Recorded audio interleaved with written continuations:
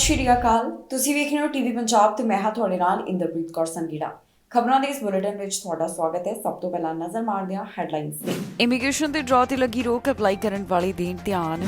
ਖਾਲੀ ਨੌਕਰੀਆਂ ਦਾ ਅੰਕੜਾ ਹੋਇਆ ਘੱਟ, 1 ਮਿਲੀਅਨ ਤੋਂ ਘੱਟ ਹੋਈਆਂ ਖਾਲੀ ਨੌਕਰੀਆਂ। National Day for Truth and Reconciliation, Trudeau ਵੱਲੋਂ ਸਾਂਝਾ ਕੀਤਾ ਗਿਆ ਸੁਨੇਹਾ। ਟਰੂਡੋ ਨੇ ਕੀਤਾ ਤੂਫਾਨ ਪ੍ਰਭਾਵਿਤ ਇਲਾਕੇ ਦਾ ਦੌਰਾ, ਟਰੂਡੋ ਨੇ ਕੀਤਾ ਮਦਦ ਦਾ ਵੱਡਾ ਐਲਾਨ। ਇਮੀਗ੍ਰੇਸ਼ਨ ਦੇ ਬਾਰੇ ਇੱਕ ਵੱਡੀ ਖਬਰ ਸਾਹਮਣੇ ਆਈ, ਜਿੱਥੇ ਇਮੀਗ੍ਰੇਸ਼ਨ ਦੇ ਡਰਾਅ ਦੇ ਉੱਪਰ 1 ਮਹੀਨੇ ਦੇ ਲਈ ਰੋਕ ਲਗਾਈ ਜਾ ਰਹੀ ਹੈ। ਇਹ ਜਾਣਕਾਰੀ ਬ੍ਰਿਟਿਸ਼ ਕੋਲੰਬੀਆ ਸੂਬੇ ਦੇ ਨਾਲ ਜੁੜੀ ਹੋਈ ਹੈ, ਜਿੱਥੇ ਪੀਐਨਪੀ ਡਰਾਅ ਜੋ ਆਮ ਤੌਰ ਦੇ ਉੱਪਰ ਹਫ਼ਤੇ ਦੇ ਵਿੱਚ ਇੱਕ ਵਾਰ ਐਲਾਨ ਕੀਤਾ ਜਾਂਦਾ ਹੈ, ਹੁਣ 1 ਮਹੀਨੇ ਤੱਕ ਕੋਈ ਵੀ ਡਰਾਅ ਨਹੀਂ ਕੱਢਿਆ ਜਾਵੇਗਾ। ਅਜਿਹਾ ਕਿਉਂ, ਇਸ ਦਾ ਕਾਰਨ ਵੀ ਬ੍ਰਿਟਿਸ਼ ਕੋਲੰਬੀਆ ਸੂਬੇ ਵੱਲੋਂ ਸਾਂਝਾ ਕੀਤਾ ਗਿਆ। ਇਮੀਗ੍ਰੇਸ਼ਨ ਦੇ ਡਰਾਅ ਦੇ ਉੱਪਰ 1 ਮਹੀਨੇ ਵਾਸਤੇ ਰੋਕ ਲਗਾਈ ਜਾ ਰਹੀ ਹੈ। ਜੀ ਹਾਂ, ਪੀਐਨਪੀ ਡਰਾਅ ਦੇ ਬਾਰੇ ਇਹ ਜਾਣਕਾਰੀ ਸਾਹਮਣੇ ਆਈ, ਜਿੱਥੇ ਬ੍ਰਿਟਿਸ਼ ਕੋਲੰਬੀਆ ਸੂਬੇ ਦੇ ਵਿੱਚ ਪੀਐਨਪੀ ਡਰਾਅਸ ਦੇ ਉੱਪਰ 1 ਮਹੀਨੇ ਲਈ ਰੋਕ ਲਗਾਈ ਜਾ ਰਹੀ ਹੈ। ਇਸ ਦਾ ਮਤਲਬ ਹੈ ਕਿ ਬ੍ਰਿਟਿਸ਼ ਕੋਲੰਬੀਆ ਸੂਬੇ ਵੱਲੋਂ British Columbia provincial nomination program ਦਾ ਐਲਾਨ 12 ਅਕਤੂਬਰ ਤੋਂ 16 ਨਵੰਬਰ ਦੇ ਵਿਚਕਾਰ ਨਹੀਂ ਕੀਤਾ ਜਾਵੇਗਾ। ਦੱਸ ਦਈਏ ਕਿ ਕਿਸੇ ਸੂਬੇ ਲਈ ਅਜਿਹਾ ਕਰਨਾ ਕੋਈ ਆਮ ਗੱਲ ਨਹੀਂ। ਆਮ ਤੌਰ ਤੇ ਬ੍ਰਿਟਿਸ਼ ਕੋਲੰਬੀਆ ਸੂਬੇ ਵੱਲੋਂ ਹਰ ਹਫ਼ਤੇ ਹੀ ਪੀਐਨਪੀ ਡਰਾਅ ਕੱਢਿਆ ਜਾਂਦਾ ਹੈ। ਕੈਨੇਡਾ ਵੱਲੋਂ ਨੈਸ਼ਨਲ ਆਕੂਪੇਸ਼ਨ ਕਲਾਸੀਫਿਕੇਸ਼ਨ ਸਿਸਟਮ ਦੇ ਵਿੱਚ ਕੁਝ ਵੱਡੇ ਬਦਲਾਅ ਕੀਤੇ ਗਏ ਨੇ, ਜਿਸ ਤੋਂ ਬਾਅਦ ਹੁਣ ਪ੍ਰੋਵਿੰਸ਼ੀਅਲ ਨੋਮੀਨੇਸ਼ਨ ਪ੍ਰੋਗਰਾਮਸ ਦੇ ਵਿੱਚ ਵੀ ਕੁਝ ਬਦਲਾਅ ਕੀਤੇ ਜਾਣੇ ਨੇ। ਬ੍ਰਿਟਿਸ਼ ਕੋਲੰਬੀਆ ਸੂਬੇ ਤੋਂ ਇਸ ਬਾਰੇ ਜੋ ਵਧੇਰੇ ਜਾਣਕਾਰੀ ਸਾਹਮਣੇ ਆਈ ਹੈ, ਉਸ ਵਿੱਚ ਦੱਸਿਆ ਗਿਆ ਕਿ ਬ੍ਰਿਟਿਸ਼ ਕੋਲੰਬੀਆ ਪੀਐਨਪੀ ਉਮੀਦਵਾਰ ਜਿਨ੍ਹਾਂ ਵੱਲੋਂ 12 ਅਕਤੂਬਰ ਦੀ ਪੂਲ ਵਾਸਤੇ ਅਰਜ਼ੀਆਂ ਲਗਾਈਆਂ ਗਈਆਂ, ਉਹਨਾਂ ਨੂੰ ਹਟਾ ਦਿੱਤਾ ਜਾਵੇਗਾ ਤੇ ਇਸ ਤੋਂ ਬਾਅਦ ਜਦੋਂ ਡਰਾਅ ਦੁਬਾਰਾ ਸ਼ੁਰੂ ਕੀਤੇ ਜਾਣਗੇ, ਨਵੰਬਰ ਮਹੀਨੇ ਦੌਰਾਨ ਉਮੀਦਵਾਰ ਮੁੜ ਤੋਂ ਅਪਲਾਈ ਕਰ ਸਕਦੇ ਨੇ। ਜੇਕਰ ਕਿਸੇ ਵੀ ਉਮੀਦਵਾਰ ਨੂੰ 12 ਅਕਤੂਬਰ ਤੋਂ ਪਹਿਲਾਂ ਸੱਦੇ ਹਾਸਲ ਹੋ ਚੁੱਕੇ ਨੇ ਤਾਂ ਉਹਨਾਂ ਕੋਲ 30 ਦਿਨ ਦਾ ਸਮਾਂ ਹੈ ਕਿ ਉਹ ਆਪਣੀ ਅਰਜ਼ੀ ਜਮ੍ਹਾਂ ਕਰਵਾ ਦੇਣ। ਇਸ ਤੋਂ ਇਲਾਵਾ ਇਹ ਜਾਣਕਾਰੀ ਦਿੱਤੀ ਜਾ ਰਹੀ ਹੈ ਕਿ ਐਂਟਰਪ੍ਰੈਨਿਓਰ ਇਮੀਗ੍ਰੇਸ਼ਨ ਪ੍ਰੋਗਰਾਮ ਦੇ ਤਹਿਤ ਉਮੀਦਵਾਰਾਂ ਨੂੰ ਅਜੇ ਵੀ ਇਨਵੀਟੇਸ਼ਨ ਦਿੱਤੇ ਜਾਣਗੇ। ਬਾਕੀ ਦੀ ਜਾਣਕਾਰੀ ਲਗਾਤਾਰ ਵੈਬਸਾਈਟ ਦੇ ਉੱਪਰ ਸਾਂਝੀ ਕੀਤੀ ਜਾ ਰਹੀ ਹੈ। ਇੱਥੇ ਵੀ ਦੱਸ ਦਈਏ ਕਿ ਵੀਕਲੀ ਪੀਐਨਪੀ ਡਰਾਅ ਦੇ ਤਹਿਤ ਬ੍ਰਿਟਿਸ਼ ਕੋਲੰਬੀਆ ਵੱਲੋਂ 200 ਤੋਂ ਵੱਧ ਉਮੀਦਵਾਰਾਂ ਨੂੰ ਸੱਦੇ ਜਾਰੀ ਕੀਤੇ ਗਏ। 28 ਸਤੰਬਰ ਨੂੰ ਡਰਾਅ ਕੱਢਿਆ ਗਿਆ, ਜਿੱਥੇ 258 ਉਮੀਦਵਾਰਾਂ ਦੀ ਕਿਸਮਤ ਜਾਗੀ ਹੈ। ਇਨ੍ਹਾਂ ਵਿੱਚੋਂ 215 ਉਮੀਦਵਾਰ ਟੈਕ ਆਕੂਪੇਸ਼ਨ ਦੇ ਨਾਲ ਜੁੜੇ ਹੋਏ ਸਨ। ਇਨਵੀਟੇਸ਼ਨ ਉਹਨਾਂ ਉਮੀਦਵਾਰਾਂ ਨੂੰ ਦਿੱਤੇ ਗਏ ਜਿਹੜੇ ਕਿ ਸਕਿਲਡ ਵਰਕਰ ਤੇ ਇੰਟਰਨੈਸ਼ਨਲ ਗ੍ਰੈਜੂਏਟ ਕੈਟਾਗਰੀ ਦੇ ਨਾਲ ਸੰਬੰਧ ਰੱਖਦੇ ਨੇ। ਇਨ੍ਹਾਂ ਉਮੀਦਵਾਰਾਂ ਲਈ ਜ਼ਰੂਰੀ ਸੀ ਕਿ ਉਹਨਾਂ ਕੋਲ ਘੱਟੋ ਘੱਟ 100 ਪੁਆਇੰਟਸ ਹੋਣ। ਇਸ ਤੋਂ ਇਲਾਵਾ ਇਹ ਵੀ ਦੱਸਿਆ ਜਾ ਰਿਹਾ ਹੈ ਕਿ 28 अर्ਲੀ ਚਾਈਲਡਹੁੱਡ ਐਜੂਕੇਟਰਸ ਤੇ ਅਸਿਸਟੈਂਟਸ ਨੂੰ ਇਨਵੀਟੇਸ਼ਨ ਮਿਲੀ, ਜਿਸ ਵਾਸਤੇ 60 ਪੁਆਇੰਟਸ ਦੀ ਜ਼ਰੂਰਤ ਸੀ। 15 ਹੈਲਥ ਕੇਅਰ ਵਰਕਰਸ ਜਿਹੜੇ ਕਿ skilled worker international graduate entry level ਤੇ ਸੈਮੀ ਸਕਿਲਡ ਨਾਲ ਸੰਬੰਧ ਰੱਖਦੇ ਨੇ, ਇਸ ਵਾਸਤੇ 60 ਪੁਆਇੰਟਸ ਦੀ ਜ਼ਰੂਰਤ ਰਹੀ।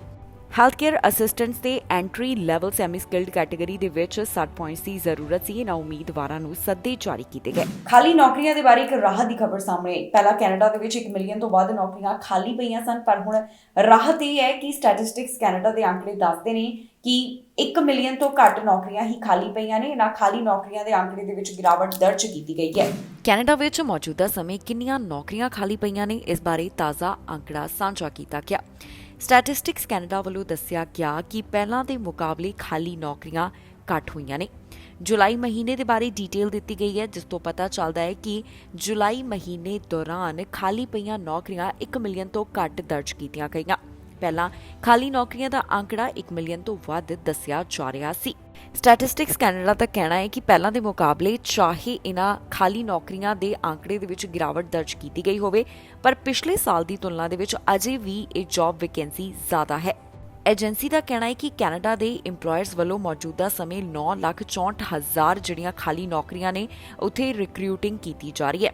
ਜੂਨ ਦੀ ਤੁਲਨਾ ਦੇ ਵਿੱਚ ਇਹ ਅੰਕੜਾ 56,400 ਹੇਠਾਂ ਆਇਆ ਹੈ, ਜਦਕਿ ਜੁਲਾਈ 2021 ਦੇ ਮੁਕਾਬਲੇ ਇਸ ਵਿੱਚ 1,34,300 ਦਾ ਵਾਧਾ ਦੱਸਿਆ ਜਾ ਰਿਹਾ ਹੈ।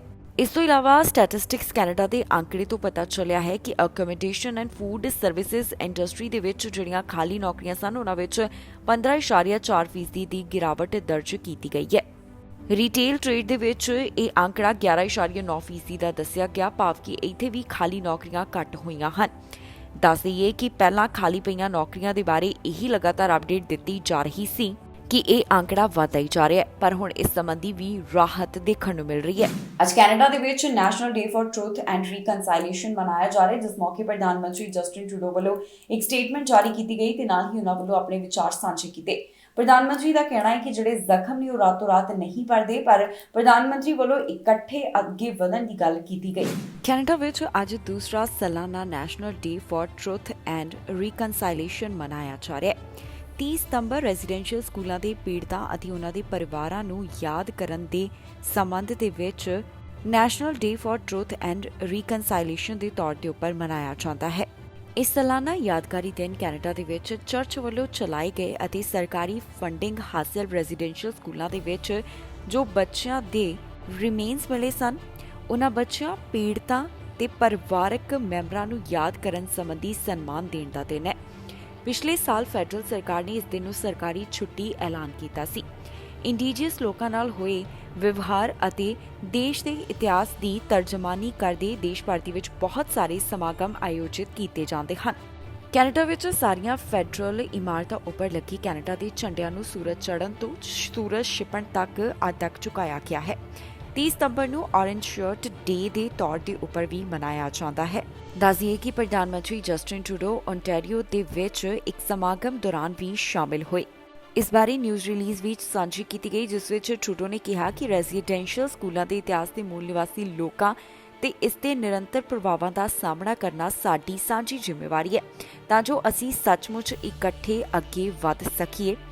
ਗਵਰਨਰ ਜਨਰਲ ਮੈਰੀ ਸਾਈਮਨ ਨੇ ਵੀ ਇੱਕ ਲਿਖਤ ਬਿਆਨ ਜਾਰੀ ਕੀਤਾ, ਜਿਸ ਵਿੱਚ ਸਾਰੇ ਦੇਸ਼ ਵਾਸੀਆਂ ਨੂੰ ਨਾ ਸਿਰਫ ਅੱਜ ਦੇ ਦਿਨ ਸਗੋਂ ਸਾਰਾ ਸਾਲ ਮੂਲ ਨਿਵਾਸੀਆਂ ਦੇ ਨਾਲ ਵਚਨਬੱਧਤਾ ਪ੍ਰਗਟਾਉਣ ਦੇ ਵਾਸਤੇ ਕਿਹਾ ਹੈ। ਦੱਸ ਦਈਏ ਕਿ ਪਿਛਲੇ ਸਾਲ ਜੂਨ ਮਹੀਨੇ ਦੇ ਵਿੱਚ ਬ੍ਰਿਟਿਸ਼ ਕੋਲੰਬੀਆ ਦੇ ਕੈਮਲੂਪਸ ਸ਼ਹਿਰ ਵਿੱਚ ਸਥਿਤ ਇੱਕ ਰੈਜ਼ੀਡੈਂਸ਼ੀਅਲ ਸਕੂਲ ਵਿੱਚੋਂ 200 ਤੋਂ ਵੱਧ ਕਬਰਾਂ ਮਿਲੀਆਂ ਸਨ, ਜੋ ਕਿ ਮੂਲ ਨਿਵਾਸੀ ਬੱਚਿਆਂ ਦੀਆਂ ਨੇ।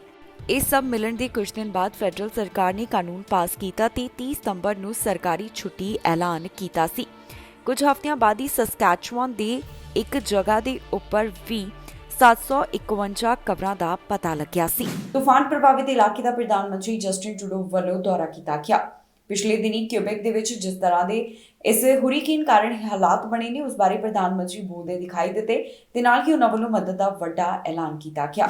ਕੈਨੇਡਾ ਦੇ ਸੂਬੇ ਕਿਊਬੈਕ ਦੇ ਵਿੱਚ ਜੋ ਸਟਾਰਮ ਆਇਆ, ਉਸ ਕਾਰਨ ਕਾਫੀ ਨੁਕਸਾਨ ਹੋਇਆ। ਪ੍ਰਧਾਨ ਮੰਤਰੀ ਜਸਟਿਨ ਟਰੂਡੋ ਵੱਲੋਂ ਸਟਾਰਮ ਪ੍ਰਭਾਵਿਤ ਖੇਤਰ ਦਾ ਦੌਰਾ ਕੀਤਾ ਗਿਆ ਤੇ ਇਸ ਮੌਕੇ ਪ੍ਰਧਾਨ ਮੰਤਰੀ ਵੱਲੋਂ ਰਾਹਤ ਦਾ ਵੱਡਾ ਐਲਾਨ ਵੀ ਕੀਤਾ ਗਿਆ ਹੈ।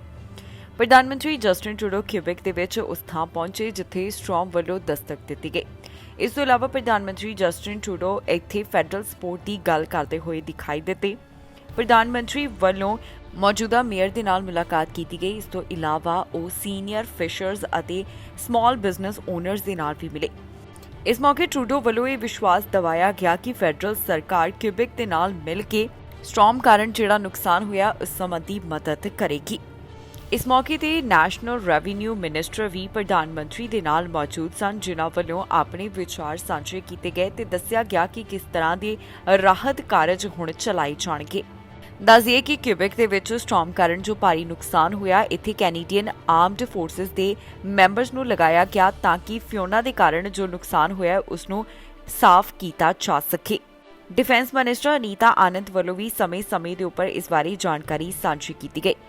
ਜ਼ਿਕਰਯੋਗ ਹੈ ਕਿ ਪਿਛਲੇ ਵੀਕਐਂਡ ਫਿਓਨਾ ਵੱਲੋਂ ਆਈਲੈਂਡ ਦੇ ਉੱਪਰ ਦਸਤਕ ਦਿੱਤੀ ਗਈ, ਜਿਸ ਕਾਰਨ ਕਾਫੀ ਚੀਜ਼ਾਂ ਨੁਕਸਾਨੀਆਂ ਗਈਆਂ। ਰਸਤੇ ਤੇ ਘਰਾਂ ਨੂੰ ਇਸ ਕਾਰਨ ਨੁਕਸਾਨ ਪਹੁੰਚਿਆ।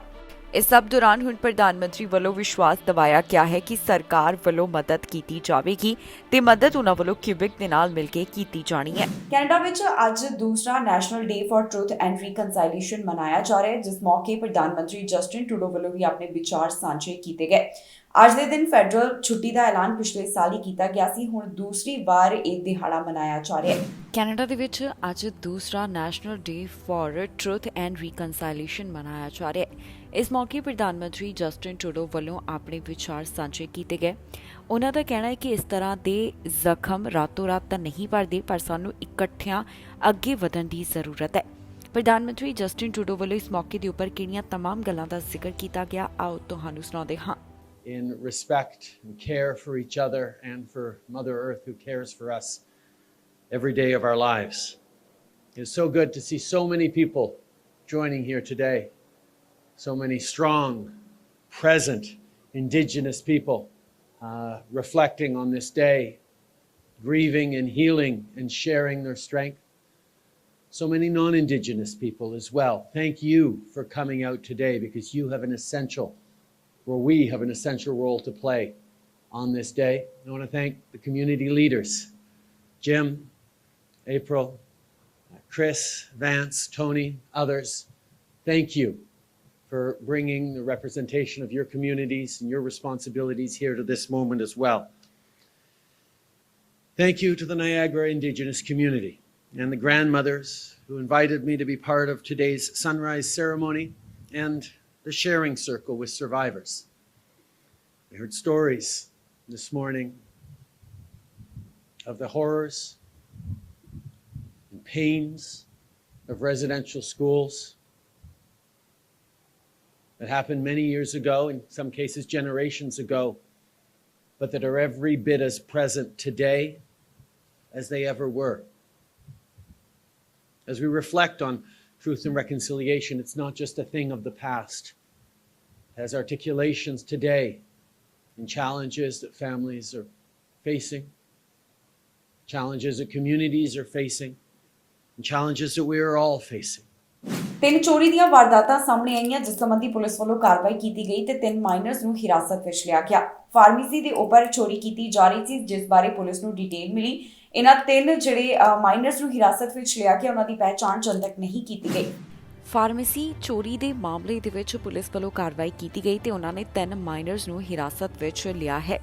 ਪੁਲਿਸ ਵੱਲੋਂ ਇਸ ਘਟਨਾ ਦੇ ਬਾਰੇ ਸਾਰੀ ਜਾਣਕਾਰੀ ਸਾਂਝੀ ਕੀਤੀ ਗਈ, ਜਿੱਥੇ ਉਹਨਾਂ ਨੇ ਦੱਸਿਆ ਕਿ ਫਾਰਮੇਸੀ ਵਿੱਚ ਜੋ ਚੋਰੀ ਦੀਆਂ ਵਾਰਦਾਤਾਂ ਨੂੰ ਅੰਜਾਮ ਦਿੱਤਾ ਜਾ ਰਿਹਾ ਸੀ, ਉਸ ਦੇ ਸੰਬੰਧ ਵਿੱਚ ਤਿੰਨ ਟੀਨੇਜਰ ਗ੍ਰਿਫਤਾਰ ਕੀਤੇ ਗਏ। ਇਹ ਚੋਰੀ ਦੀਆਂ ਵਾਰਦਾਤਾਂ ਟੋਰਾਂਟੋ ਦੇ ਵੈਸਟ ਐਂਡ ਤੋਂ ਸਾਹਮਣੇ ਆਈਆਂ ਨੇ। ਪੁਲਿਸ ਦਾ ਕਹਿਣਾ ਹੈ ਕਿ ਉਹਨਾਂ ਨੂੰ 4 ਵਜੇ ਦੇ ਕਰੀਬ ਰੋਜਰਸ ਰੋਡ ਅਤੇ ਸਿਲਵਰਥੌਰਨ ਐਵੀਨਿਊ ਦੇ ਨੇੜੇ ਬੁਲਾਇਆ ਗਿਆ, ਜਿੱਥੇ ਉਹਨਾਂ ਨੂੰ ਫਾਰਮੇਸੀ ਦੇ ਵਿੱਚ ਚੋਰੀ ਹੋਣ ਦੇ ਬਾਰੇ ਪਤਾ ਚੱਲਿਆ। ਇਸ ਤੋਂ ਬਾਅਦ 4:45 ਦੇ ਕਰੀਬ ਪੁਲਿਸ ਅਧਿਕਾਰੀਆਂ ਨੂੰ ਡੰਡਾਸ ਸਟਰੀਟ ਵੈਸਟ ਦੇ ਖੇਤਰ ਦੇ ਵਿੱਚ ਵੀ ਬੁਲਾਇਆ ਗਿਆ। ਕੁੱਲ ਮਿਲਾ ਕੇ 3 ਚੋਰੀ ਦੀਆਂ ਵਾਰਦਾਤਾਂ ਦੇ ਬਾਰੇ ਪੁਲਿਸ ਨੂੰ ਜਾਣਕਾਰੀ ਮਿਲੀ, ਜਿਸ ਤੋਂ ਬਾਅਦ ਪੁਲਿਸ ਵੱਲੋਂ ਸਸਪੈਕਟਸ ਦੀ ਭਾਲ ਕੀਤੀ ਜਾ ਰਹੀ ਸੀ। ਇਹ ਸਸਪੈਕਟ ਮੌਕੇ ਵਾਲੀ ਥਾਂ ਤੋਂ ਵਾਹਨ ਦੇ ਵਿੱਚ ਬੈਠ ਕੇ ਤੇ ਨਕਦੀ ਲੈ ਕੇ ਫਰਾਰ ਹੋ ਗਏ। ਬਾਅਦ ਦੇ ਵਿੱਚ ਪੁਲਿਸ ਵੱਲੋਂ ਇਹਨਾਂ ਨੂੰ ਹਿਰਾਸਤ ਵਿੱਚ ਲਿਆ ਗਿਆ, ਜਿਨ੍ਹਾਂ ਕੋਲੋਂ ਕਈ ਹੋਰ ਚੀਜ਼ਾਂ ਵੀ ਬਰਾਮਦ ਕੀਤੀਆਂ ਗਈਆਂ। ਇਹਨਾਂ ਦੀ ਉਮਰ 15 ਸਾਲ ਤੇ 14 ਸਾਲ ਦੇ ਵਿਚਕਾਰ ਦੱਸੀ ਜਾ ਰਹੀ ਹੈ। ਜਿਹੜੇ 3 ਜਾਣਿਆਂ ਨੂੰ ਪੁਲਿਸ ਵੱਲੋਂ ਗ੍ਰਿਫਤਾਰ ਕੀਤਾ ਗਿਆ। ਫਿਲਹਾਲ ਇਹਨਾਂ ਤਿੰਨਾਂ ਦੀ ਪਹਿਚਾਣ ਅਜੇ ਜਨਤਕ ਨਹੀਂ ਕੀਤੀ ਗਈ। ਜਲਦ ਹੀ ਕੋਰਟ ਦੇ ਵਿੱਚ ਇਹਨਾਂ ਦੀ ਪੇਸ਼ੀ ਹੋਣ ਜਾ ਰਹੀ ਹੈ। ਪੁਲਿਸ ਅਧਿਕਾਰੀਆਂ ਦਾ ਕਹਿਣਾ ਹੈ ਕਿ ਮਾਮਲੇ ਦੇ ਸੰਬੰਧ ਵਿੱਚ ਵਧੇਰੇ ਜਾਂਚ ਪੜਤਾਲ ਜਾਰੀ ਹੈ, ਜਿਸ ਤੋਂ ਬਾਅਦ ਬਾਕੀ ਦੀ ਜਾਣਕਾਰੀ ਸਾਂਝੀ ਕੀਤੀ ਜਾਵੇਗੀ। ਹੁਣ ਤੱਕ ਦੀ ਅਪਡੇਟ ਦੇ ਵਿੱਚ ਪੁਲਿਸ ਵੱਲੋਂ ਇਹਨਾਂ तमाम ਗੱਲਾਂ ਦਾ ਜ਼ਿਕਰ ਕੀਤਾ ਗਿਆ। ਹਾਦਸੇ ਦੇ ਵਿੱਚ ਇੱਕ ਦੀ ਮੌਤ ਹੋ ਗਈ। ਪੁਲਿਸ ਮਾਮਲੇ ਦੀ ਜਾਂਚ ਕਰ ਰਹੀ ਹੈ। ਉਹਨਾਂ ਵੱਲੋਂ ਅਜੇ ਇਸ ਬਾਰੇ ਬਹੁਤੀ ਡਿਟੇਲ ਜਨਤਕ ਨਹੀਂ ਕੀਤੀ ਗਈ। ਹਾਦਸਾ ਕਿਵੇਂ ਵਾਪਰਿਆ ਇਹ ਨਹੀਂ ਪਤਾ। ਅਜੇ ਇਸ ਦੇ ਕਾਰਨ ਪਤਾ ਲਗਾਉਣ ਦੀ ਕੋਸ਼ਿਸ਼ ਜਾਰੀ ਹੈ। ਪੀੜਤ ਦੀ ਪਹਿਚਾਣ ਵੀ ਅਜੇ ਨਹੀਂ ਦੱਸੀ ਗਈ। ਟੋਬੈਗੋ ਦੇ ਵਿੱਚ ਇੱਕ ਹਾਦਸਾ ਵਾਪਰਿਆ, ਜਿਸ ਦੌਰਾਨ ਮੋਟਰਸਾਈਕਲਿਸਟ ਦੀ ਮੌਤ ਹੋ ਗਈ।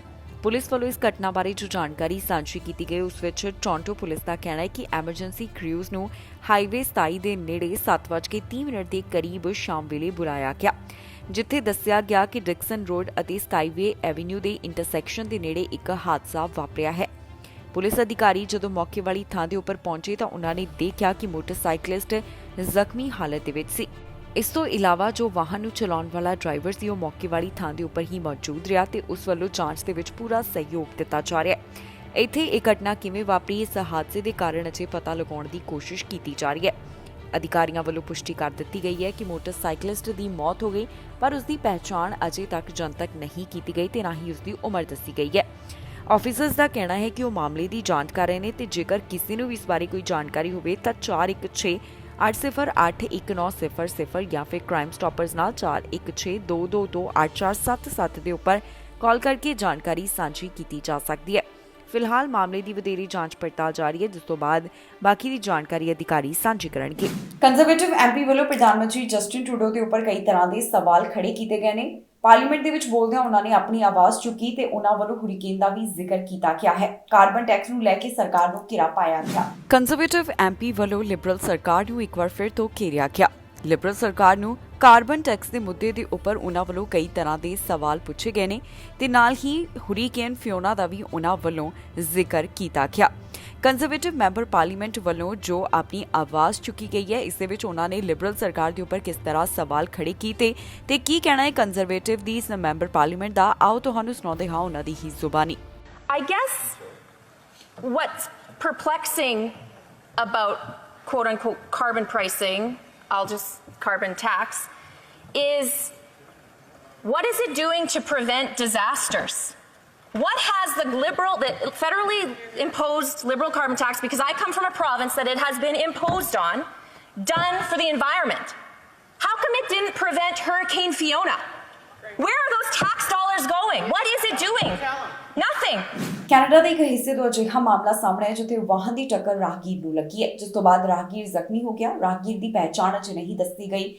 ਪੁਲਿਸ ਅਧਿਕਾਰੀਆਂ ਦਾ ਕਹਿਣਾ ਹੈ ਕਿ ਵਾਹਨ ਨੂੰ ਚਲਾਉਣ ਵਾਲਾ ਡਰਾਈਵਰ ਘਟਨਾ ਵਾਲੀ ਥਾਂ ਦੇ ਉੱਪਰ ਹੀ ਮੌਜੂਦ ਸੀ ਤੇ ਉਸ ਵੱਲੋਂ ਜਾਂਚ ਦੇ ਵਿੱਚ ਪੂਰਾ ਸਹਿਯੋਗ ਦਿੱਤਾ ਜਾ ਰਿਹਾ ਹੈ। ਬ੍ਰੈਂਪਟਨ ਤੋਂ ਹਾਦਸੇ ਦੇ ਬਾਰੇ ਜਾਣਕਾਰੀ ਸਾਹਮਣੇ ਆ ਰਹੀ ਹੈ, ਜਿੱਥੇ ਇੱਕ ਵਿਅਕਤੀ ਜ਼ਖਮੀ ਹਾਲਤ ਦੇ ਵਿੱਚ ਦੱਸਿਆ ਜਾ ਰਿਹਾ ਹੈ। ਪੀਲ ਪੁਲਿਸ ਵੱਲੋਂ ਇਸ ਘਟਨਾ ਬਾਰੇ ਡਿਟੇਲ ਸਾਂਝੀ ਕੀਤੀ ਗਈ, ਜਿੱਥੇ ਉਹਨਾਂ ਨੇ ਦੱਸਿਆ ਕਿ ਵਾਹਨ ਦੀ ਟੱਕਰ ਲੱਗਣ ਤੋਂ ਬਾਅਦ ਇੱਕ ਵਿਅਕਤੀ ਜ਼ਖਮੀ ਹਾਲਤ ਦੇ ਵਿੱਚ ਮਿਲਿਆ। ਪੀਲ ਪੁਲਿਸ ਦੇ ਦੱਸਣ ਮੁਤਾਬਕ ਉਹਨਾਂ ਨੂੰ ਇਸ ਘਟਨਾ ਦੇ ਬਾਰੇ 9 ਵਜੇ ਸਵੇਰ ਸਮੇਂ ਜਾਣਕਾਰੀ ਮਿਲੀ, ਜਿੱਥੇ ਉਹਨਾਂ ਨੂੰ ਪਤਾ ਚੱਲਿਆ ਕਿ ਰਾਹਗੀਰ ਨੂੰ ਇੱਕ ਵਾਹਨ ਦੀ ਟੱਕਰ ਲੱਗੀ ਹੈ। ਪੀਲ ਪੈਰਾਮੈਡਿਕਸ ਦਾ ਕਹਿਣਾ ਹੈ ਕਿ ਉਹਨਾਂ ਵੱਲੋਂ ਜ਼ਖਮੀ ਹਾਲਤ ਦੇ ਵਿੱਚ ਵਿਅਕਤੀ ਨੂੰ ਲੋਕਲ ਹਸਪਤਾਲ ਭਰਤੀ ਕਰਵਾਇਆ ਗਿਆ, ਜਿੱਥੇ ਉਸ ਦੀ ਹਾਲਤ ਸਥਿਰ ਦੱਸੀ ਜਾ ਰਹੀ ਹੈ। ਜਿਹੜੀ ਥਾਂ ਦੇ ਉੱਪਰ ਇਹ ਘਟਨਾ ਵਾਪਰੀ ਉਸ ਨੂੰ ਕੁਝ ਸਮੇਂ ਵਾਸਤੇ ਬੰਦ ਰੱਖਿਆ ਗਿਆ, ਪਰ ਬਾਅਦ ਦੇ ਵਿੱਚ ਉਸ ਨੂੰ ਮੁੜ ਖੋਲ੍ਹ ਦਿੱਤਾ ਗਿਆ ਹੈ। ਐਕਸੀਡੈਂਟ ਦੇ ਬਾਰੇ ਹੋਰ ਡਿਟੇਲ ਅਜੇ ਜਨਤਕ ਨਹੀਂ ਕੀਤੀ ਗਈ। ਜੋ ਮਾਮਲੇ ਨਾਲ ਜੁੜਿਆ ਹੋਇਆ ਪੀੜਤ ਹੈ, ਉਸ ਦੀ ਪਹਿਚਾਣ ਵੀ ਨਹੀਂ ਦੱਸੀ ਗਈ। ਜਿਸ ਵਾਹਨ ਦੀ ਟੱਕਰ ਲੱਗੀ ਹੈ ਉਸ ਬਾਰੇ ਵੀ ਬਹੁਤੀ ਜਾਣਕਾਰੀ ਅਜੇ ਸਪਸ਼ਟ ਨਹੀਂ ਕੀਤੀ ਗਈ। ਪੁਲਿਸ ਇਸ ਸਭ ਸੰਬੰਧੀ ਜਾਂਚ ਪੜਤਾਲ ਕਰ ਰਹੀ ਹੈ, ਜਿਸ ਤੋਂ ਬਾਅਦ ਬਾਕੀ ਦੀ ਜਾਣਕਾਰੀ ਉਹਨਾਂ ਵੱਲੋਂ ਸਾਂਝੀ ਕੀਤੀ ਜਾਵੇਗੀ। ਹੁਣ ਤੱਕ ਦੀ ਅਪਡੇਟ ਦੇ ਵਿੱਚ ਪੁਲਿਸ ਵੱਲੋਂ ਇਹਨਾਂ तमाम ਗੱਲਾਂ ਦਾ ਜ਼ਿਕਰ ਕੀਤਾ ਗਿਆ ਹੈ। ਪੁਲਿਸ ਅਧਿਕਾਰੀਆਂ ਦੇ ਉੱਪਰ ਗੋਲੀਆਂ ਚੱਲਣ ਦੀ ਘਟਨਾ ਸਾਹਮਣੇ ਆਈ ਹੈ। ਦਰਅਸਲ ਟੈਕਸਸ ਦੇ ਵਿੱਚ ਗੋਲੀਆਂ ਚੱਲੀਆਂ, ਜਿਸ ਤੋਂ ਬਾਅਦ 5 ਜਾਣਿਆਂ ਨੂੰ ਗੋਲੀ ਲੱਗੀ ਤੇ ਉਹ ਜ਼ਖਮੀ ਹੋਏ ਨੇ। ਅਧਿਕਾਰੀ ਜਦੋਂ ਮੌਕੇ ਵਾਲੀ ਥਾਂ ਦੇ ਉੱਪਰ ਪਹੁੰਚੇ ਤਾਂ ਉਹਨਾਂ ਵੱਲ ਵੀ ਗੋਲੀਆਂ ਚਲਾਈਆਂ ਗਈਆਂ। ਸੈਂਟਰਲ ਟੈਕਸਸ ਤੋਂ ਗੋਲੀਬਾਰੀ ਦਾ ਮਾਮਲਾ ਸਾਹਮਣੇ ਆਇਆ, ਜਿਸ ਵਿੱਚ 5 ਜਾਣਿਆਂ ਦੀ ਮੌਤ ਹੋ ਗਈ। ਮੇਅਰ ਵੱਲੋਂ ਇਸ ਬਾਰੇ ਹੁਣ ਤੱਕ ਦੀ ਡਿਟੇਲ ਸਾਂਝੀ ਕੀਤੀ ਗਈ ਹੈ। ਜੀ ਹਾਂ, ਆਫੀਸ਼ੀਅਲਸ ਦੇ ਦੱਸਣ ਮੁਤਾਬਕ ਸੈਂਟਰਲ ਟੈਕਸਸ ਦੇ ਰੈਜ਼ੀਡੈਂਸ਼ੀਅਲ ਗਵਾਂਢ ਦੇ ਵਿੱਚ ਗੋਲੀਬਾਰੀ ਦਾ ਮਾਮਲਾ ਸਾਹਮਣੇ ਆਇਆ, ਜਿੱਥੇ 5 ਜਾਣਿਆਂ ਨੂੰ ਗੋਲੀ ਲੱਗੀ ਹੈ। ਗੋਲੀਬਾਰੀ ਦੀ ਇਹ ਘਟਨਾ 7:30 ਦੇ ਕਰੀਬ ਸਵੇਰ ਵੇਲੇ ਵਾਕੋ ਦੇ ਸਾਊਥ ਵੈਸਟ ਵੱਲ ਦੱਸੀ ਜਾ ਰਹੀ ਹੈ। ਜਾਣਕਾਰੀ ਮੁਤਾਬਕ ਪਤਾ ਚੱਲਿਆ ਹੈ ਕਿ ਇੱਕ ਹਥਿਆਰਾਂ ਸਮੇਤ ਵਿਅਕਤੀ ਵੱਲੋਂ ਪੁਲਿਸ ਅਧਿਕਾਰੀਆਂ ਦੇ ਉੱਪਰ ਗੋਲੀਆਂ ਚਲਾਉਣੀਆਂ ਸ਼ੁਰੂ ਕਰ ਦਿੱਤੀਆਂ। ਜਿਹੜੇ ਪੁਲਿਸ ਅਧਿਕਾਰੀ ਮੌਕੇ ਵਾਲੀ ਥਾਂ ਦੇ ਉੱਪਰ ਪਹੁੰਚੇ, ਉਹਨਾਂ ਦੇ ਉੱਪਰ ਗੋਲੀਆਂ ਚਲਾਏ ਜਾਣ ਦੇ ਬਾਰੇ ਜਾਣਕਾਰੀ ਸਾਹਮਣੇ ਆਈ ਹੈ। ਇਸ ਤੋਂ ਬਾਅਦ ਬਦਲੇ ਦੇ ਵਿੱਚ ਜਵਾਬੀ ਫਾਇਰ ਅਧਿਕਾਰੀਆਂ ਵੱਲੋਂ ਵੀ ਕੀਤੇ ਗਏ, ਪਰ ਅਜੇ ਤੱਕ ਇਹ ਸਪਸ਼ਟ ਨਹੀਂ ਕੀਤਾ ਗਿਆ ਕਿ ਇਸ ਦੇ ਨਾਲ ਸਸਪੈਕਟ ਜ਼ਖਮੀ ਹੋਇਆ ਹੈ ਜਾਂ ਫਿਰ ਨਹੀਂ। Texas department of public safety ਵੱਲੋਂ ਦੱਸਿਆ ਜਾ ਰਿਹਾ ਹੈ ਕਿ ਉਹਨਾਂ ਵੱਲੋਂ ਸਸਪੈਕਟ ਨੂੰ ਫੜ ਲਿਆ ਗਿਆ। ਫਿਲਹਾਲ ਇਸ ਮਾਮਲੇ ਦੇ ਸੰਬੰਧ ਵਿੱਚ ਕੋਈ ਵਧੇਰੇ ਅਪਡੇਟ ਅਜੇ ਜਨਤਕ ਨਹੀਂ ਕੀਤੀ ਗਈ। ਜਿਸ ਵੱਲੋਂ ਗੋਲੀਆਂ ਚਲਾਈਆਂ ਗਈਆਂ ਉਸ ਦੇ ਬਾਰੇ ਵੀ ਅਜੇ ਨਹੀਂ ਦੱਸਿਆ ਗਿਆ। ਇਸ ਤੋਂ ਇਲਾਵਾ ਜਿਹੜੇ 5 ਜਾਣਿਆਂ ਨੂੰ ਗੋਲੀ ਲੱਗੀ ਉਹਨਾਂ ਦੀ ਪਹਿਚਾਣ ਵੀ ਅਜੇ ਜਨਤਕ ਨਹੀਂ ਕੀਤੀ ਗਈ। ਪੁਲਿਸ ਅਧਿਕਾਰੀ ਮਾਮਲੇ ਦੀ ਜਾਂਚ ਕਰ ਰਹੇ ਨੇ, ਜਿਸ ਤੋਂ ਬਾਅਦ ਬਾਕੀ ਦੀ ਜਾਣਕਾਰੀ ਉਹਨਾਂ ਵੱਲੋਂ ਦਿੱਤੀ ਜਾਵੇਗੀ। ਇਹ ਮਾਮਲਾ ਸਾਹਮਣੇ ਆਉਣ ਤੋਂ ਬਾਅਦ ਮੇਅਰ ਵੱਲੋਂ ਵੱਡਾ ਐਲਾਨ ਕੀਤਾ ਗਿਆ, ਜਿੱਥੇ ਉਹਨਾਂ ਵੱਲੋਂ ਸਾਰੇ ਮਿਡਲ ਸਕੂਲ, ਫਰੈਸ਼ਮੈਨ ਤੇ ਜੂਨੀਅਰ ਵਰਸਿਟੀ ਫੁੱਟਬਾਲ ਗੇਮਸ ਰੱਦ ਕਰ ਦਿੱਤੀਆਂ ਗਈਆਂ, ਜੋ ਕਿ ਰਾਤ ਵਾਸਤੇ ਕੀਤੀਆਂ ਗਈਆਂ। ਫਲੋਰੀਡਾ ਦੇ ਵਿੱਚ ਭਿਆਨਕ ਹੁਰੀਕੇਨ ਵੱਲੋਂ ਜੋ ਤਬਾਹੀ ਮਚਾਈ ਗਈ ਹੈ, ਉਸ ਤੋਂ ਬਾਅਦ ਸਾਊਥ ਕੈਰੋਲੀਨਾ ਦੇ ਵਿੱਚ ਵੀ ਇਸ ਹੁਰੀਕੇਨ ਵੱਲੋਂ ਦਸਤਕ ਦਿੱਤੀ ਗਈ ਹੈ। ਇੱਥੇ ਹੁਣ ਤੱਕ ਜੋ ਕੁਝ ਵੀ ਹੋਇਆ ਉਸ ਦੀ ਅਪਡੇਟ ਜਾਰੀ ਕੀਤੀ ਗਈ ਹੈ। ਕਈ ਥਾਵਾਂ ਦੇ ਉੱਪਰ ਪਾਣੀ ਕਾਫੀ ਜ਼ਿਆਦਾ ਭਰ ਚੁੱਕਿਆ ਹੈ, ਕਈ ਸੇਵਾਵਾਂ ਠੱਪ ਹੋ ਚੁੱਕੀਆਂ ਨੇ। ਫਲੋਰੀਡਾ ਦੇ ਵਿੱਚ ਭਾਰੀ ਤਬਾਹੀ ਮਚਾਉਣ ਤੋਂ ਬਾਅਦ ਹੁਰੀਕੇਨ ਇਆਨ ਵੱਲੋਂ ਸਾਊਥ ਕੈਰੋਲੀਨਾ ਦੇ ਵਿੱਚ ਦਸਤਕ ਦਿੱਤੀ ਗਈ ਹੈ। ਇੱਥੇ ਹੁਰੀਕੇਨ ਇਆਨ ਨੂੰ ਕੈਟਾਗਰੀ 1 ਦੇ ਵਿੱਚ ਰੱਖਿਆ ਗਿਆ। ਮੌਜੂਦਾ ਸਮੇਂ ਇੱਥੇ ਕੀ ਸਥਿਤੀ ਬਣੀ ਹੋਈ ਹੈ, ਲਗਾਤਾਰ ਪੁਲਿਸ ਵਿਭਾਗ ਵੱਲੋਂ ਸੋਸ਼ਲ ਮੀਡੀਆ ਉੱਪਰ ਇਸ ਦੀਆਂ ਤਸਵੀਰਾਂ ਵੀ ਜਾਰੀ ਕੀਤੀਆਂ ਜਾ ਰਹੀਆਂ ਨੇ, ਜਿਸ ਵਿੱਚ ਵੇਖਿਆ ਜਾ ਸਕਦਾ ਹੈ ਕਿ ਇੱਥੇ ਕਾਫੀ ਜ਼ਿਆਦਾ ਸਟਰੋਂਗ ਵੇਵਸ ਹਨ। ਹੁਣ ਜਦੋਂ ਸਾਊਥ ਕੈਰੋਲੀਨਾ ਦੇ ਵਿੱਚ ਇਸ ਤੂਫਾਨ ਵੱਲੋਂ ਦਸਤਕ ਦਿੱਤੀ ਗਈ, ਉਸ ਤੋਂ ਬਾਅਦ ਨੈਸ਼ਨਲ ਹੁਰੀਕੇਨ ਸੈਂਟਰ ਵੱਲੋਂ ਦੱਸਿਆ ਗਿਆ ਕਿ ਇੱਥੇ ਕੈਰੋਲੀਨਾ ਦੇ ਵਿੱਚ ਵੀ ਨੁਕਸਾਨ ਹੋ ਸਕਦਾ ਹੈ। ਹੁਣ ਤੱਕ ਦਾ ਸਭ ਤੋਂ ਖਤਰਨਾਕ ਸਟਾਰਮ ਇਸ ਨੂੰ ਮੰਨਿਆ ਜਾ ਰਿਹਾ ਹੈ, ਜਿਸ ਬਾਰੇ ਲਗਾਤਾਰ ਅਮਰੀਕਾ ਦੇ ਪ੍ਰਭਾਵਿਤ ਹਿੱਸਿਆਂ ਤੋਂ ਜਾਣਕਾਰੀ ਸਾਹਮਣੇ ਆ ਰਹੀ ਹੈ। ਅਜਿਹੇ ਹਾਲਾਤਾਂ ਦੇ ਵਿੱਚ ਪੁਲਿਸ ਵਿਭਾਗ ਵੱਲੋਂ ਲਗਾਤਾਰ ਚੇਤਾਵਨੀ ਦਿੱਤੀ ਜਾ ਰਹੀ ਹੈ, ਜਿੱਥੇ ਆਮ ਲੋਕਾਂ ਨੂੰ ਕਿਹਾ ਜਾ ਰਿਹਾ ਹੈ ਕਿ ਉਹ ਆਪਣਾ ਬਚਾਅ ਕਰਕੇ ਰੱਖਣ, ਕਿਉਂਕਿ ਇੱਥੇ ਹੜ੍ਹ ਵਰਗੇ ਵੀ ਹਾਲਾਤ ਬਣ ਚੁੱਕੇ ਨੇ। ਇਸ ਸੂਬੇ ਵੱਲੋਂ ਹੁਰੀਕੇਨ ਸੰਬੰਧੀ ਪਹਿਲਾਂ ਹੀ ਤਿਆਰੀਆਂ ਕੀਤੀਆਂ ਗਈਆਂ ਸਨ ਤੇ ਉਹਨਾਂ ਵੱਲੋਂ ਆਮ ਲੋਕਾਂ ਵਾਸਤੇ ਸ਼ੈਲਟਰ ਵੀ ਬਣਾ ਦਿੱਤੇ ਗਏ। ਬੁੱਧਵਾਰ ਨੂੰ ਇੱਥੋਂ ਦੇ ਗਵਰਨਰ ਵੱਲੋਂ ਸਟੇਟ ਆਫ ਐਮਰਜੈਂਸੀ ਦਾ ਵੀ ਐਲਾਨ ਕਰ ਦਿੱਤਾ ਗਿਆ। ਦੱਸ ਦਈਏ ਕਿ ਫਲੋਰੀਡਾ ਦੇ ਵਿੱਚ ਇਸ ਹੁਰੀਕੇਨ ਇਆਨ ਵੱਲੋਂ ਭਾਰੀ ਤਬਾਹੀ ਮਚਾਈ ਗਈ, ਜਿੱਥੇ ਸੈਂਕੜੇ ਘਰ ਤਬਾਹ ਹੋ ਗਏ। ਬਹੁਤੇ ਲੋਕਾਂ ਨੂੰ ਬਿਨਾਂ ਬਿਜਲੀ ਦੇ ਰਹਿਣਾ ਪੈ ਰਿਹਾ ਹੈ। ਇੰਟਰਨੈਟ ਸੇਵਾਵਾਂ ਵੀ ਠੱਪ ਹੋ ਗਈਆਂ। ਇਸ ਤੋਂ ਬਾਅਦ ਰਾਸ਼ਟਰਪਤੀ ਜੋ ਬਾਈਡਨ ਦਾ ਵੀ ਇੱਕ ਵੱਡਾ ਬਿਆਨ ਸਾਹਮਣੇ ਆਇਆ, ਜਿੱਥੇ ਉਹਨਾਂ ਵੱਲੋਂ ਇਸ ਖਤਰਨਾਕ ਤੂਫਾਨ ਦੇ ਸੰਬੰਧ ਵਿੱਚ ਕਿਹਾ ਗਿਆ ਕਿ ਇਸ ਕਾਰਨ ਕਾਫੀ ਨੁਕਸਾਨ ਹੋ ਸਕਦਾ ਹੈ। ਹਾਊਸ ਸਪੀਕਰ ਵੱਲੋਂ ਇਮੀਗ੍ਰੈਂਟਸ ਨੂੰ ਲੈ ਕੇ ਇੱਕ ਵੱਡਾ ਬਿਆਨ ਜਾਰੀ ਕੀਤਾ ਗਿਆ, ਜਿਸ ਤੋਂ ਬਾਅਦ ਹੁਣ ਉਹਨਾਂ ਨੂੰ ਵਿਵਾਦਾਂ ਦਾ ਸਾਹਮਣਾ ਕਰਨਾ ਪੈ ਰਿਹਾ ਹੈ। ਹਾਊਸ ਸਪੀਕਰ ਵੱਲੋਂ ਕਿਹਾ ਗਿਆ ਕਿ ਇਸ ਸਮੇਂ ਦੇਸ਼ ਦੇ ਵਿੱਚ ਵਰਕਰਸ ਦੀ ਭਾਰੀ ਕਮੀ ਹੈ। ਇਲੀਗਲ ਮਾਈਗ੍ਰੈਂਟਸ ਜਿਹੜੇ ਆਉਂਦੇ ਨੇ, ਉਹਨਾਂ ਨੂੰ ਫਲੋਰੀਡਾ ਦੇ ਵਿੱਚ ਰਹਿ ਕੇ ਕਿਸਾਨਾਂ ਦੀ ਮਦਦ ਕਰਨੀ ਚਾਹੀਦੀ ਹੈ। ਹਾਊਸ ਸਪੀਕਰ ਵੱਲੋਂ ਇਮੀਗ੍ਰੈਂਟਸ ਨੂੰ ਲੈ ਕੇ ਜਿਹੜਾ ਬਿਆਨ ਦਿੱਤਾ ਗਿਆ, ਉਸ ਤੋਂ ਬਾਅਦ ਹੁਣ ਉਹ ਵਿਵਾਦਾਂ ਦੇ ਵਿੱਚ ਘਿਰ ਗਏ ਹਨ। ਨੈਂਸੀ ਵੱਲੋਂ ਬਿਆਨ ਦਿੱਤਾ ਗਿਆ ਕਿ ਜਿਹੜੇ ਇਲੀਗਲ ਇਮੀਗ੍ਰੈਂਟਸ ਨੇ, ਉਹਨਾਂ ਨੂੰ ਫਲੋਰੀਡਾ ਦੇ ਵਿੱਚ ਰਹਿ ਕੇ ਕਿਸਾਨਾਂ ਦੀ ਮਦਦ ਕਰਨੀ ਚਾਹੀਦੀ ਹੈ। ਇੱਥੇ ਉਹਨਾਂ ਦੇ ਫਸਲ ਨੂੰ ਚੁੱਕਣਾ ਚਾਹੀਦਾ ਹੈ। ਜਿਸ ਤੋਂ ਬਾਅਦ ਟਵਿੱਟਰ ਦੇ ਉੱਪਰ ਵੀ ਲਗਾਤਾਰ ਇਸ ਸੰਬੰਧੀ ਲੋਕ ਆਪਣੇ ਵਿਚਾਰ ਸਾਂਝੇ ਕਰਦੇ ਹੋਏ ਦਿਖਾਈ ਦੇ ਰਹੇ ਨੇ। ਕਈ ਲੋਕਾਂ ਵੱਲੋਂ ਹਾਊਸ ਸਪੀਕਰ ਦੇ ਇਸ ਬਿਆਨ ਦਾ ਵਿਰੋਧ ਕੀਤਾ ਜਾ ਰਿਹਾ ਹੈ। ਸੋਸ਼ਲ ਮੀਡੀਆ ਉੱਪਰ ਵੀ ਉਹਨਾਂ ਦੀ ਇੱਕ ਕਲਿੱਪ ਕਾਫੀ ਵਾਇਰਲ ਹੋ ਰਹੀ ਹੈ, ਜਿੱਥੇ ਉਹਨਾਂ ਵੱਲੋਂ ਮਾਈਗ੍ਰੈਂਟਸ ਨੂੰ ਲੈ ਕੇ ਜਿਸ ਤਰ੍ਹਾਂ ਦਾ ਬਿਆਨ ਦਿੱਤਾ ਗਿਆ, ਉਹ ਬਹੁਤੇ ਲੋਕ ਪਸੰਦ ਨਹੀਂ ਕਰ ਰਹੇ। ਇਹ ਬਿਆਨ ਉਹਨਾਂ ਵੱਲੋਂ ਗਵਰਨਰ ਰੌਨ ਵਾਸਤੇ ਵੀ ਦਿੱਤਾ ਗਿਆ, ਕਿਉਂਕਿ ਉਹਨਾਂ ਵੱਲੋਂ 2 ਜਹਾਜ਼ਾਂ ਦੇ ਵਿੱਚ ਇਲੀਗਲ ਇਮੀਗ੍ਰੈਂਟਸ ਨੂੰ ਬਿਠਾ ਕੇ ਭੇਜਿਆ ਗਿਆ। ਜਦੋਂ ਪ੍ਰੈਸ ਕਾਨਫਰੰਸ ਦੇ ਵਿੱਚ ਹਾਊਸ ਸਪੀਕਰ ਨੂੰ ਸਵਾਲ ਪੁੱਛਿਆ ਗਿਆ ਤਾਂ ਇਸ ਦਾ ਜਵਾਬ ਉਹਨਾਂ ਵੱਲੋਂ ਦਿੱਤਾ ਗਿਆ ਕਿ ਸਾਡੀ ਜ਼ਿੰਮੇਵਾਰੀ ਬਣਦੀ ਹੈ ਕਿ ਅਸੀਂ ਬਾਰਡਰ ਸਿਕਿਉਰਿਟੀ ਬਰਕਰਾਰ ਰੱਖੀਏ ਤੇ ਉਸ ਨੂੰ ਮਾਈਗ੍ਰੈਂਟਸ ਵਾਸਤੇ ਖੋਲ੍ਹ ਕੇ ਰੱਖੀਏ। ਉਹਨਾਂ ਵੱਲੋਂ ਨਵੇਂ ਆਉਣ ਵਾਲਿਆਂ ਦੀ ਮਹੱਤਤਾ ਦਾ ਵੀ ਜ਼ਿਕਰ ਕੀਤਾ ਗਿਆ ਕਿ ਕਿਵੇਂ ਦੇਸ਼ ਵਾਸਤੇ ਉਹ ਜ਼ਰੂਰੀ ਨੇ। ਹਾਊਸ ਸਪੀਕਰ ਵੱਲੋਂ ਕਿਹਾ ਗਿਆ ਕਿ ਇਸ ਸਮੇਂ ਦੇਸ਼ ਦੇ ਵਿੱਚ ਵਰਕਰਸ ਦੀ ਭਾਰੀ ਕਮੀ ਹੈ ਤੇ ਉਹਨਾਂ ਵਾਸਤੇ ਜਿਹੜੇ ਕਿ ਇਲੀਗਲ ਇਮੀਗ੍ਰੈਂਟਸ ਆਉਂਦੇ ਨੇ, ਉਹ ਫਲੋਰੀਡਾ ਦੇ ਕਿਸਾਨਾਂ ਦੀ ਮਦਦ ਕਰ ਸਕਦੇ ਨੇ। ਇਸ ਤੋਂ ਬਾਅਦ ਟਵਿੱਟਰ ਦੇ ਉੱਪਰ ਲੋਕ ਆਪਣੇ ਵਿਚਾਰ ਸਾਂਝੇ ਕਰਨ ਲੱਗੇ, ਜਿੱਥੇ ਕਈਆਂ ਵੱਲੋਂ ਕਿਹਾ ਜਾ ਰਿਹਾ ਹੈ ਕਿ ਮਾਈਗ੍ਰੈਂਟਸ ਦੇ ਸੰਬੰਧ ਦੇ ਵਿੱਚ ਇਸ ਕਰਕੇ ਕਦਮ ਨਹੀਂ ਚੁੱਕਿਆ ਜਾ ਰਿਹਾ ਕਿਉਂਕਿ ਉਹ ਫਿਊਚਰ ਵੋਟਰ ਨੇ ਤੇ ਉਹ ਸਸਤੀ ਫੋਰਨ ਲੇਬਰ ਹੈ।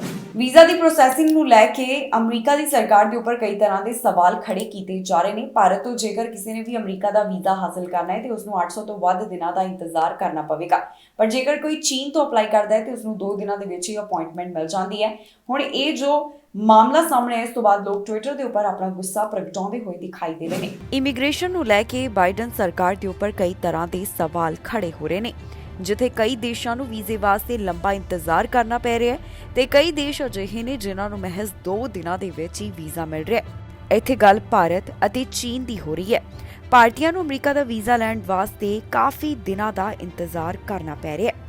ਇਸ ਵਾਸਤੇ ਭਾਰਤੀਆਂ ਦੇ ਉਡੀਕ ਦੇ ਦਿਨ 833 ਨੇ, ਜਦਕਿ ਚੀਨ ਤੋਂ ਵੀਜ਼ਾ ਹਾਸਲ ਕਰਨ ਵਾਲਿਆਂ ਨੂੰ ਮਹਿਜ਼ 2 ਦਿਨ ਦੇ ਵਿੱਚ ਹੀ ਅਮਰੀਕਾ ਦਾ ਵੀਜ਼ਾ ਮਿਲ ਰਿਹਾ ਹੈ। ਹੁਣ ਇਹ ਜੋ ਇਮੀਗ੍ਰੇਸ਼ਨ ਦੇ ਸੰਬੰਧ ਵਿੱਚ ਭਾਰਤੀਆਂ ਨੂੰ ਲੰਬਾ ਇੰਤਜ਼ਾਰ ਕਰਨਾ ਪੈ ਰਿਹਾ ਹੈ, ਇਸ ਤੋਂ ਬਾਅਦ ਲੋਕ ਸੋਸ਼ਲ ਮੀਡੀਆ ਉੱਪਰ ਵੀ ਆਪਣੇ ਵਿਚਾਰ ਸਾਂਝੇ ਕਰਦੇ ਹੋਏ ਦਿਖਾਈ ਦੇ ਰਹੇ ਨੇ।